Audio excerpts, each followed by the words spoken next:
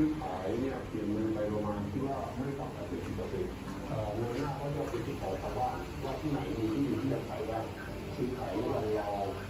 กับคนจีนหรือเรากับโรงนิของคนจีนนะครับส่งมอบการครอบครองที่ดินให้กับคนจีนหรือโรงนิของเขา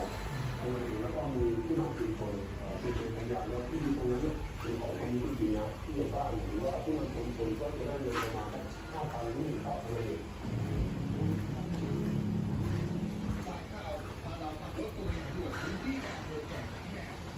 ความแตกต่างระหว่างสวนทุเรียนจีนกับสวนหมอนม่วงขาวสวนทุเรียนจีน